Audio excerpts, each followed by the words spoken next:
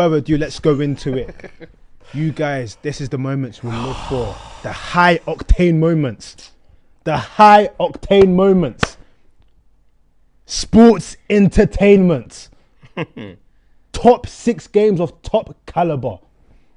We had Manchester City, we had Liverpool, and we had a feast. Aye. Final score 2-1. Manchester City, their first win in over a decade at Anfield. The first time they've completed a double over Liverpool since the 1930s. And it means they're 6 points within Arsenal. Gentlemen, let us discuss. When do we start? First and foremost, can we say that the third goal being scrapped is one of the biggest fasts I've never... First and foremost, that's probably one of the funniest goals I've seen. WrestleMania, huh? The way they were pulling each other and shit, huh? Voices in the Bro, listen, that was something else. I was like, bro, but what I don't get is how the referee... Let's just get straight into it, right? Because we're going to talk about the game. We're going to talk about that. But I need to know. People are talking about the laws of the game. Why did the referee blow that? Why is Szoboszlai banned? Why is Szoboszlai banned? I need to know why he's banned. Like, because people are saying it's the rule. What rule? The goal. It's a goal. Bro. Let it go, because first, you messed up my Turkey goal, right? I'm offended by that, right? I'm really offended. I'm offended. But secondly, they'll both just at it, bro. You have to stay focused. But you are in trouble in 15 minutes. I'm telling you this right now. But that goal by Szoboszlai, though. Should there have been another man in the wall? Listen, look, we can talk about another man in the wall, but that was Cristiano Ronaldo type free kick, bro. 100%. That was Ronaldo-esque. That's going to be played for years. What a goal. And he's trying to make that a trademark thing, because as soon as he hit it, I said, he's going to do another Arsenal moment. And boy, did he do another Arsenal moment. What a goal. If you're talking about top free kicks that I've seen in the Premier League, yes, okay, the wall wasn't amazing, but how he hit that ball, who was in goal in Donnarumma? Technique. With the fact that it hit posted and the technique, even when you see him hit it, he looks graceful hitting relaxed. a ball that powerful with that type of technique. Honestly, you're putting that in the Hall of Fame of Premier League free kicks. I've seen some mad ones. Payet, Cristiano. Bro, We've seen some Thierry Henry ones. Beckham's. But that one there as well. Donnarumma tried to go, and he knew I can't do nothing about that. He just stood still and watched that go in. What a goal. And they thought they won it. Yo, someone drop one of them pictures of Szoboszlai and put, he thought he won it. He thought he won it. He didn't win nothing, man. He didn't win nothing. I'm happy we saw an amazing goal, but also, Liverpool, take that L. I'm happy. Yeah, I think for me, there's a few things to take here. We've been questioning City's ability to bounce back in terms of results, bounce back in games. But I think we have to give credit to a few things today. City, the shape was a bit different. I know you said first half you wasn't really a fan of it. I liked the contest from a tactical observation. I thought, okay, this is a bit different. Fake tactical. Fake tactical. Glasses tax. Yeah. And then as the second half progressed after that goal, we were saying, hey, that's like the worst type of goal to concede, because even if you feel like they're sunk in a game, you see a goal like that going, you're thinking, for flip's sake. The thing was like second half, City were doing the typical thing of where they're fading out almost, and you're like, oh shit, Liverpool going to take it. As soon as they score that, 15 minutes left of the game as well, you're thinking, all right, this is curtains now. So the fact that they came back from that, I was actually surprised about that, to be fair. It's the way they came back as well. And I mean, not to focus everything, but great bit of play. Shirky comes on in the latter third of the game.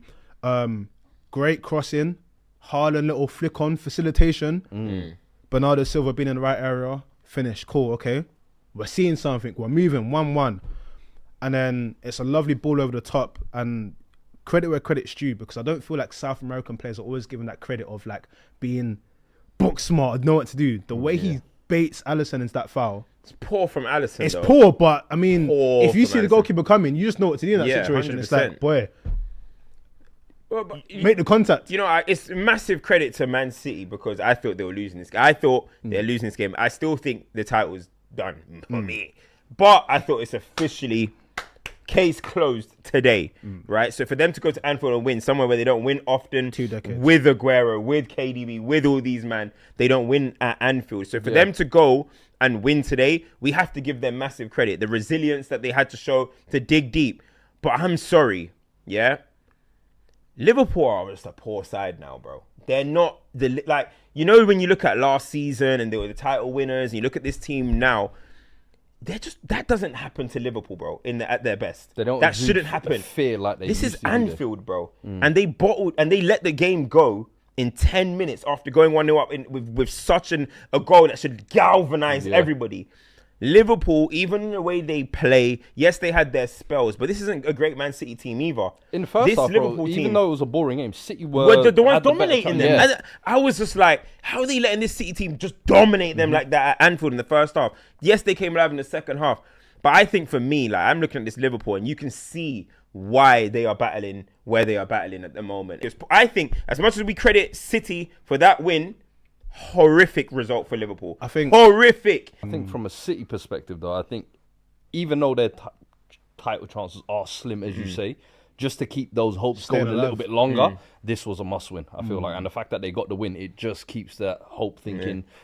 Maybe, or just delay the. No one gave them hope, though, right? Given the record, no one actually gave City any sort of hope. Everyone was looking at it as they're going to lose this, and this is going to be the game that title secured for Arsenal. Start of the game, Jamie Carragher literally said, City won't win this one. And I said it as well, but the way he said, and he said, oh, damn, that's going to get clipped. And he's right? He's going to get clipped right now. But do you know what's funny, right?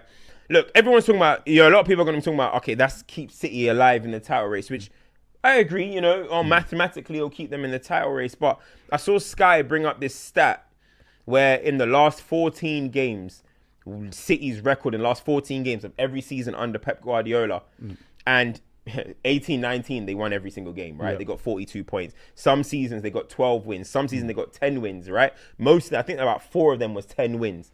So I'm looking at this Man City team. Let's say with what we envision this Man City team, on the best of their form, let's say they win 10 out of their last 14 games. Today is one of them. That's only 77 points. That's not winning you the Premier League. That's only 77 points. This Man City team have to go near perfect.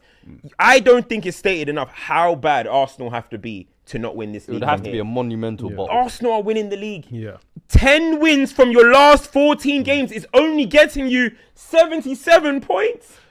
77. Do you know what I'd say Arsenal are going to have to do something crazy. What I would say is I wouldn't focus too much on the points tally, because I feel like in general with where the Premier League is, I get what you're saying. You're still going to have to get at least 84. Yeah, no, 100%. I agree. But I think the bigger thing is with City are not looking at it in terms of points.